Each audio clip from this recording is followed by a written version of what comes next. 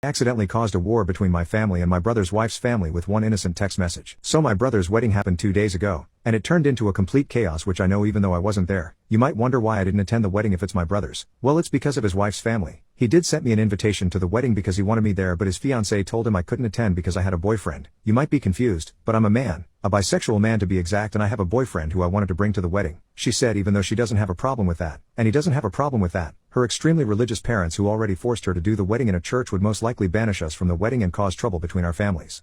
After she told him that my brother told me I couldn't attend and told me why, you might think I was angry. The truth is I was relieved. I hate going to big events with lots of people because of my social anxiety, and I already was used to not being able to attend certain events because of my sexuality, so it was nothing I haven't heard before. So at the day of the wedding I stayed at home with my boyfriend. It's worth mentioning my parents apparently didn't know I wasn't attending the wedding. I was chilling at home cuddling with my boyfriend when I suddenly got a text message from my parents asking me where I was because they couldn't find me at the wedding party. I told them I wasn't attending the wedding and if my brother hasn't told them anything. They said no and asked me what happened.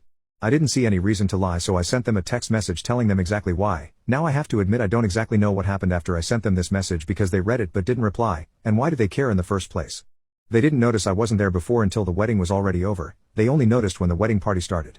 However, apparently my parents talked to my brother about it, and all of a sudden my absence was the main topic of the wedding party. From what I heard, two fronts formed. On the one hand, my parents and the rest of my family against the family of my brother's wife, and apparently he as a husband now felt compelled to take her side and tried to argue in her favor. It's crazy to think that I was just sitting at home living my best life with my boyfriend while all of that crap went down on his wedding. The wedding party was ruined and my brother appeared on my door angrily screaming at me why I felt the need to ruin his wedding.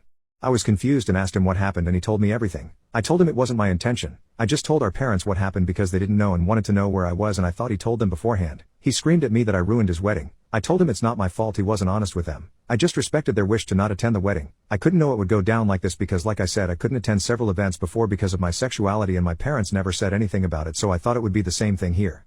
But I gotta admit it's kinda sweet that my parents and the rest of my family stood up for me. They haven't done it before. That's a more than welcome change, but I still feel kinda bad because apparently I really ruined the wedding party.